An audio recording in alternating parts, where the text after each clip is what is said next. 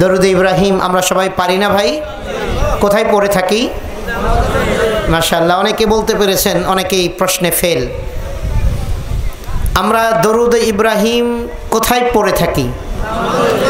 নামাজের শুরুতে, দাঁড়ানো অবস্থায়, সেজদা অবস্থায়, রুকু অবস্থায়, দ্বিতীয় বৈঠকে? জি, কোন বৈঠকে? মাশাআল্লাহ, আপনারা সকলেই জানেন। অনেক ভাই বলে নাই, হুজুর নামাজই পড়ি না, এটা জানার দরকার কি আছে? তো ভাই, আমরা নামাজের ভিতরে শেষ বৈঠকে দরুদ ইব্রাহিম পড়ি। পৃথিবীতে যত দরুদ আছে সবচেয়ে দামি দরুদ হচ্ছে দরুদ ইব্রাহিম। দামি কেন? যেহেতু পৃথিবীর শ্রেষ্ঠ ও দামিতম ইবাদতে এই দরুদকে সিলেক্ট করা হয়েছে, নির্বাচিত করা হয়েছে। পৃথিবীর সবচেয়ে দামি ইবাদতের নাম কি? ঈমানের পরে একজন মুসলমানের সবচেয়ে দামি ইবাদতের নাম কি? সালাত। একজন মানুষ ঈমান আনার পরে মুহাম্মদ আরবি সাল্লাল্লাহু আলাইহি সাল্লাম সালাত, তাকে ওযু শিক্ষা দিতেন, নামাজ শিক্ষা দিতেন। আল্লাহর হাবিব সাল্লাল্লাহু আলাইহি সাল্লামকে নবুয়তি দেওয়ার পরে জিবরিল আলাইহিস সালাম কোরআনের ওহী আনার পরে তারপরে তাকে প্রথমে ওযু শিক্ষা দিয়েছেন, নামাজ শিক্ষা দিয়েছেন। তে নামাজের ভিতরে যতগুলি আমলকে সিলেক্টেড করা আছে, নির্ধারিত নির্বাচিত করা আছে, সবগুলোই ইন্টারন্যাশনাল পর্যায়ের আমল। এজন্য মুহাম্মদুর রাসূলুল্লাহ সাল্লাল্লাহু আলাইহি সাল্লাম তিনি হচ্ছেন মানব কুলের যেমন শ্রেষ্ঠ মানব, ঠিক তিনি নবী কুলেরও শ্রেষ্ঠ নবী ছিলেন। তিনি মানব কুলেরও শ্রেষ্ঠ মানব, নবী কুলেরও, জোরে বলেন না, শ্রেষ্ঠ নবী। আল্লাহ তাআলা তার শান ও মানকে আরো বাড়িয়ে দেন। এই দুই তিনজন আমিন বললেন, রাসূলের শান মান বেড়ে যাক, সবাই চাই না? তো জোরে বলি না আমিন?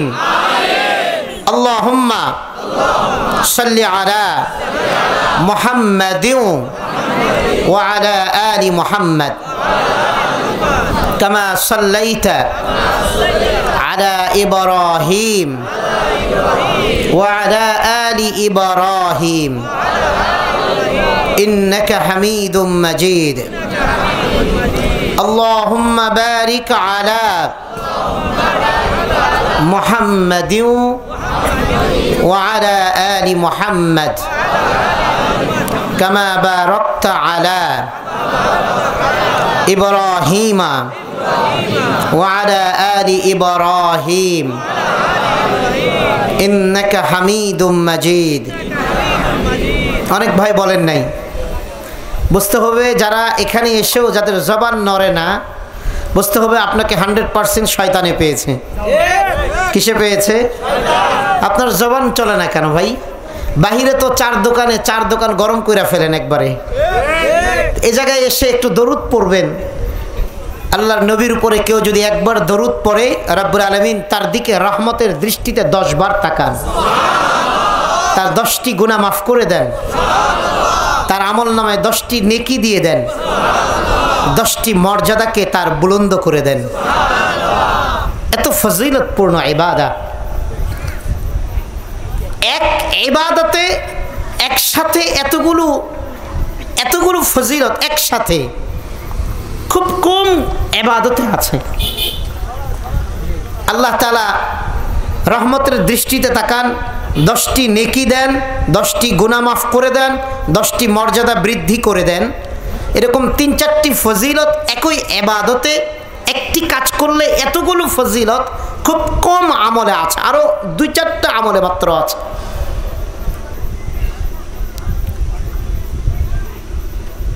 আল্লাহ তাআলা আমাদের নবীর শান ও মানকে রব্বুল আলামিন তার মতো করে বৃদ্ধি করে দেন। আমিন। রব্বুল আলামিন তার শান অনুযায়ী বৃদ্ধি করে দেন। আমিন। সবাই জোরে বলি না আমিন? আমিন। আলহামদুলিল্লাহ। সম্মানিত ভাই, আল্লাহ তাআলার দরবারে লাখো কোটি শুকরিয়া যে মহান রব আমাদেরকে মানুষ হিসেবে সৃষ্টি করেছেন। না চাইতে ঈমানের মতো, ইসলামের মতো, কোরআনের মতো নিয়ামত দিয়ে আমাদেরকে সম্মানিত করেছেন। এবং ঈমানি নিসবতে, ঈমানের সম্পর্কের কারণে যে রব্বুল আলামিন আমাদেরকে একত্রিত করেন বারবার। ঈমানের নিসবতের কারণে মুসলমানেরা অন্তত প্র্যাকটিস মুসলমান, যারা প্র্যাকটিসই মুসলমান, যারা আমলি মুসলমান, অন্তত ইমানের সম্পর্কের কারণে দৈনন্দিন 5 বার একসাথে হই, একত্রিত হই। কথা ঠিক না বেঠিক? এটা পৃথিবীর অন্য কোনো ধর্মের মাঝে এই বিধানটা নেই, আমাদের মাঝে আল্লাহ তাআলা দিয়েছেন ইমানের সম্পর্কের কারণে। রব্বুল আলামিন আমাদেরকে যে ইমানদার বানিয়েছেন, এজন্য সেই রব্বুল আলামিনের দরবারে লক্ষ কোটি শুকর ও সুজুদ জানাই। আমরা সকলেই সমস্বরে সেই মহান রব্বুল আলামিনের দরবারে শুকরিয়া আদায় করণার্থে, জ্ঞাপনার্থে মহব্বতের সাথে প্রাণ খুয়ে জোরে সোরে বলি আলহামদুলিল্লাহ। আর একটু আওয়াজ দিয়ে বলতে হবে, জোরে বলতে হবে আলহামদুলিল্লাহ। এই সাইড আর এই সাইড একটু বেশি শোনা যায়, এই মাঝখানে তো সবই যুবক, দাড়ি পাকনা তো কেউ নেই, আপনাদের আওয়াজ কম। পিছনের তো চিন্তা করতেছে সামনের হেরাই কোক গা, আমগো কওনের দরকার নেই। একটু জোরে আওয়াজ দেওয়া যাবে না আলহামদুলিল্লাহ? আরেকটু জোরে বলতে হবে আলহামদুলিল্লাহ। লিল্লাহি তাকবীর। আরো জোরে হবে লিল্লাহি তাকবীর, লিল্লাহি তাকবীর। আল্লাহ তাআলা আমাদের আশা বসা, আমাদের শ্রবণকে কবুল করে নেন। আপনাদের একটা কাগজ দেন, এই কাগজটা দেন।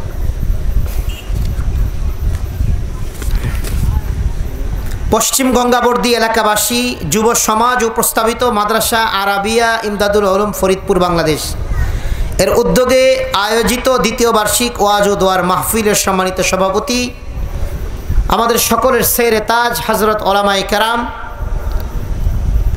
সামনে উপবিষ্ট মুরব্বিয়ানে আইজাম, টকবগে রক্ত চলনেওয়ালা যুবক ভাইয়েরা, পর্দার অন্তরালের মা ও বোনেরা, যে সমস্ত ভাই, যে সমস্ত সম্মানিত ভাইরা অক্লান্ত পরিশ্রম করে আমাদেরকে এই জান্নাতের বাগান উপহার দিয়েছেন, আমরা দোয়া করি আল্লাহ তাআলা তাদের দুনিয়ার জিন্দগিতে তাদের জান, মাল, সম্মান, ঈমান ও নেক আমলের মধ্যে বরকত দিয়ে দেন এবং রব্বুল আলামিন তাদেরকে, তাদের সহ আমাদের সবাইকে একত্রে আল্লাহ তাআলা যেন জান্নাতুল ফেরদাউস নসিব করেন। আলহামদুলিল্লাহ। সম্মানিত ভাই, আমি আপনাদের সম্মুখে সূরাতুল তাহরিমের 6 নম্বর আয়াতে কারিমা প্রথম তিলাওয়াত করেছি। এর আলোকেই কিছু আলোকপাত করার চেষ্টা করব। ওমা তাওফিকি ইল্লা বিল্লাহ, আলাইহি তাওয়াক্কালতু ওয়া ইলাইহি উনীব। রব্বুল আলামিন যদি তৌফিক দান করেন, সূরাতুত তাহরিমের 6 নম্বর আয়াত, এই আয়াতে কারিমার আলোকেই কিছু আলোকপাত করার চেষ্টা করব ইনশাআল্লাহ। মুহতারাম ভাই, দোস্ত, বুজুর্গ, আমাদের বুঝতে হবে যে রব্বুল আলামিন আমাদেরকে যে দুনিয়াতে পাঠিয়েছেন, এই দুনিয়াতে পাঠাবার পরে আল্লাহ তাআলা আমাদেরকে কিছু কাজ দিয়েছেন, কিছু আমল দিয়েছেন। সেই কাজ আর সেই আমলগুলো যদি আমরা করে যেতে পারি, তাহলে রব্বুল আলামিনের চূড়ান্ত দুটি জায়গা আছে, একটি জান্নাত, একটি জাহান্নাম। একটি জান্নাত, একটি জাহান্নাম। সেই চূড়ান্ত দুটি জায়গার যেটি চূড়ান্ত সফলতার বান্দার জন্য জায়গা, সেই জায়গাটির নাম হচ্ছে কি? সবাই বলি, সবাই জোরে বলি, আরেকটু জোরে বলি, জান্নাত। জান্নাত হচ্ছে একজন বান্দার চূড়ান্ত সফলতার জায়গা। দুনিয়াতে একজন বান্দা বাড়ি, গাড়ি, সহায় সম্পদ, বিবি, বাচ্চা সব পেয়েছে, কিন্তু রব্বুল আলামিন কোরআনে, রাসূল আরবি সাল্লাল্লাহু আলাইহি ওয়াসাল্লাম হাদিসে কোথাও বলেন নাই তুমি সাফল্য মণ্ডিত হয়েছ, তুমি সফলতা পেয়ে গিয়েছ। দুনিয়ার প্রাপ্তিটাকে আল্লাহ এবং রাসূল কোথাও বলেন নাই যে তুমি সফলতা পেয়েছ। কিন্তু রব্বুল আলামিন কোরআনুল কারীমের মধ্যে সূরাত আলী ইমরানের 185 নম্বর আয়াত, 4 নম্বর পারার 13 নম্বর পৃষ্ঠা রব্বুল আলামিন পরিষ্কার ভাষায় বলে দিয়েছেন যে যারা জান্নাত পেয়েছ তাদেরকে চূড়ান্ত সফলতার দ্বার প্রান্তে আমি আল্লাহ পৌঁছিয়ে দিয়েছি। আল্লাহ তাআলার বান্দা রব্বুল আলামিন সূরাত আলী ইমরানের 185 নম্বর আয়াত, 4 নম্বর পারার 13 নম্বর পৃষ্ঠা রব্বুল আলামিন বলেন, কুল্লু নাফসিন যায়িকাতুল মাউত ওয়া ইন্নামা توفون أجوركم يوم القيامة فمن زحزح عن النار وأدخل الجنة فقد فاز وما الحياة الدنيا إلا متاع الغرور আল্লাহ তাআলা বান্দা রব্বুল আলামিন সূরা আলে ইমরানের 185 নম্বর আয়াতে বলছেন কুল্লু নাফসিন যায়িকাতুল মাউত আল্লাহু আকবার রব্বুল আলামিন বলেন বান্দা প্রতিটি নফসকে মৃত্যুর স্বাদ আস্বাদন করতে হবে প্রতিটি নফসকে মারা যেতে হবে ওয়া ইন্নামা তুওয়াফাউনা উজুরাকুম ইয়াউমাল কিয়ামা আর বান্দা দুনিয়াতে যে যেমন কর্ম করেছে সেই কর্মের পূর্ণাঙ্গ প্রতিদান আখিরাতে দেওয়া হবে যে দুনিয়াতে ভালো করেছে মান আমিলা সালিহান ফালিনাফসি যে ব্যক্তি দুনিয়াতে ভালো করেছে সেটা তার জন্যই করেছে এর পরিপূর্ণ প্রতিদান রব্বুল আলামিন ময়দানে মাহশারে গিয়ে দিবে আর যে ব্যক্তি দুনিয়াতে মন্দ করেছে রব্বুল আলামিন মন্দটির প্রতিদান ওয়া ইন্নামা তুওয়াফাউনা উজুরাকুম ইয়াউমাল কিয়ামা রব্বুল আলামিন মন্দটির প্রতিদান কিয়ামতের দিন পরিপূর্ণ করে দিবে তারপরে রব্বুল আলামিন বলছেন فمن زحزح عن النار وأدخل الجنة فقد فاز রব্বুল আলামিন বলেন আর বান্দা শুনে নাও আমি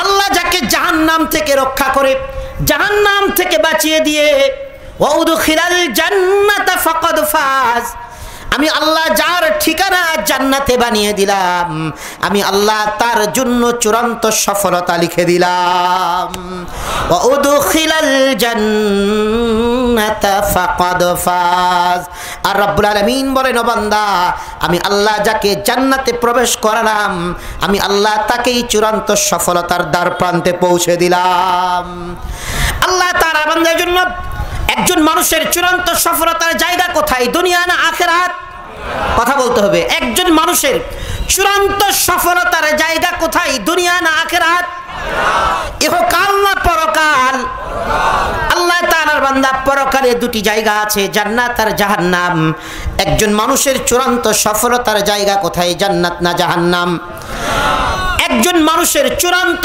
সফলতার জায়গা জাহান্নাম না জান্নাত সবার বলতে হবে জাহান্নাম না জান্নাত জান্নাত চূড়ান্ত সফলতার জায়গা আল্লাহ তাআলার বান্দা রব্বুল আলামিন কোরআনুল কারীমের মধ্যে সূরাতুত তাহরীমের 6 নম্বর আয়াত সূরাতুত তাহরীমের 6 নম্বর আয়াত 28 নম্বর পারার 19 নম্বর পৃষ্ঠা রব্বুল আলামিন বলছেন ইয়া আইয়ুহাল্লাযীনা আমানু কু আনফুসাকুম ওয়া আহলিকুম নারা ওয়াকুদুহান নাস ওয়াল হিজারাতু আলাইহা মালাইকাতুন গিলাযুন শিদাদুল লা ইয়াসুনাল্লাহা মা আমারহুম ওয়া ইয়াফআলুনা মা ইউমারুন আল্লাহ তাআলা বান্দা রব্বুল আলামিন ইয়া আইয়ুহাল্লাযীনা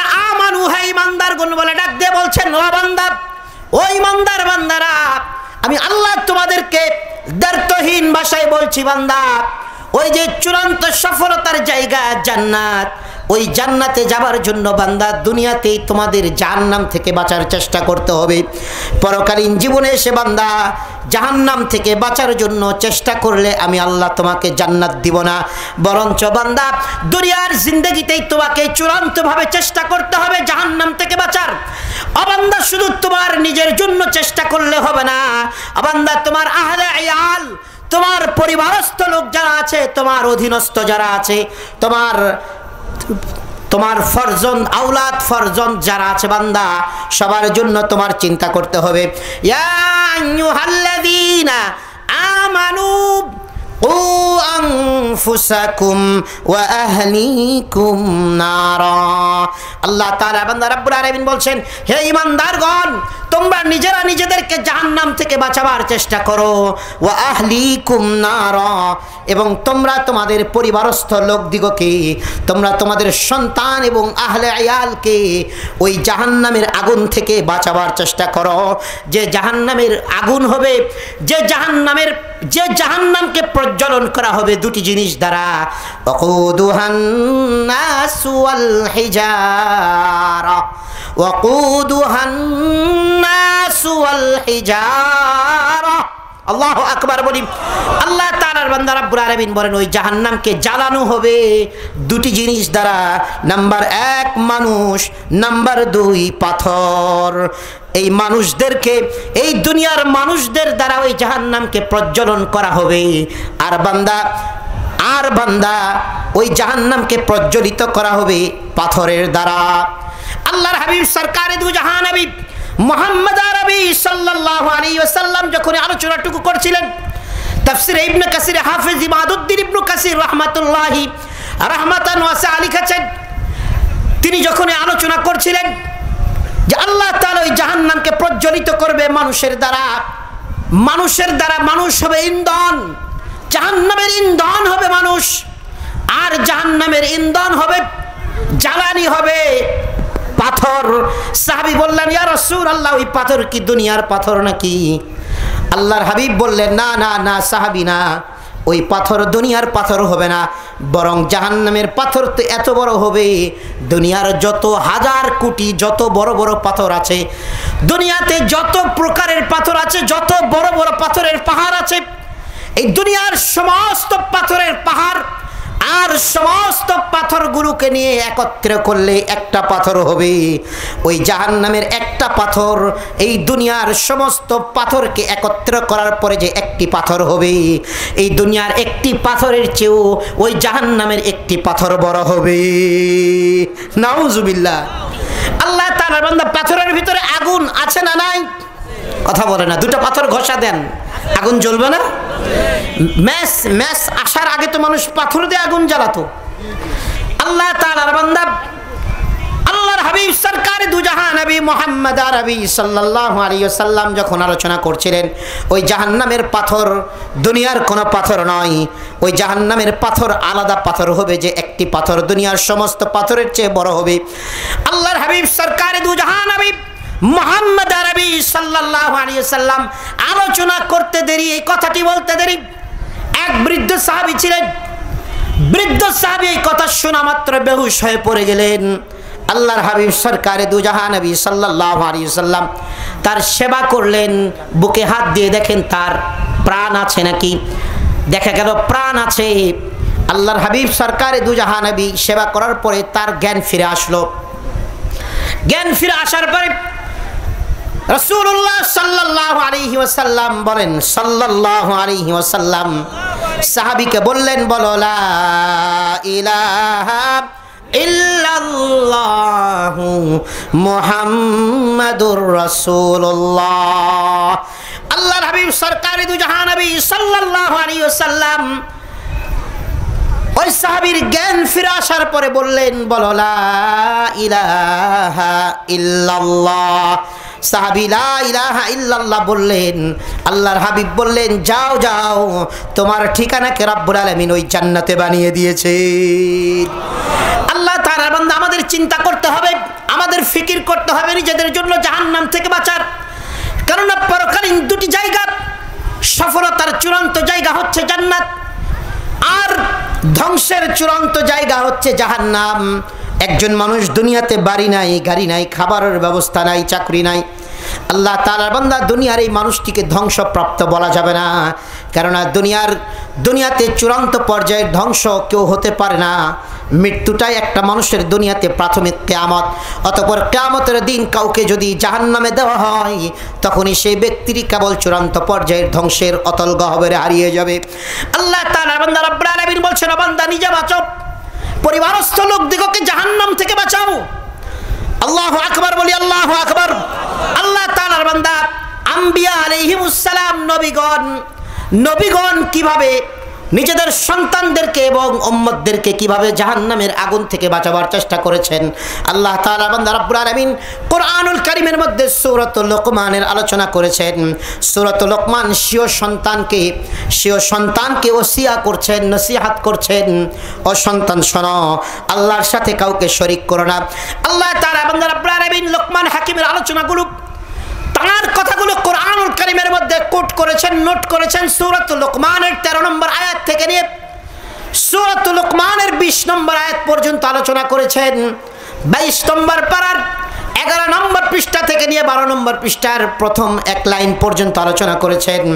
লোকমান হাকিম সন্তানের ব্যাপারে কি মায়াশীল ছিলেন, সন্তানকে কিভাবে জাহান্নাম থেকে বাঁচাতে হবে, এই চিন্তা, এই ফিকিরে লোকমান হাকিম আল্লাহ তাআলার বান্দা তার সন্তানকে নসিহা করছেন। ওয়াইদ ক্বালা লোকমানু লিবনিহি ওয়া হুয়া ইয়াইযুহু ইয়া বুনাইয়া লা তুশরিক বিল্লাহ ইন্নাশ শিরকা লাযুলমুন আযীম। ও মুসলমান, আমরা নিজেদের সন্তানদেরকে কখনো নসিহত করি না যে বেটা জাহান্নাম থেকে তোমার বাঁচতে হবে, ও বাচ্চা তোমাকে আল্লাহর আযাব থেকে বাঁচতে হবে।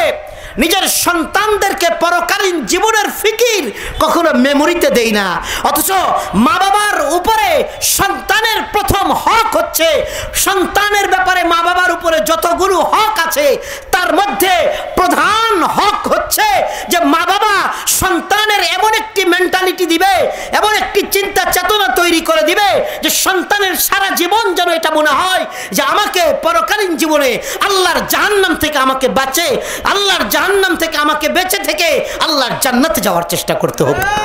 কিন্তু আমরা কখনো সন্তানদেরকে মেন্টালিটিতে এটা দেই না। আল্লাহর বান্দা সন্তানদের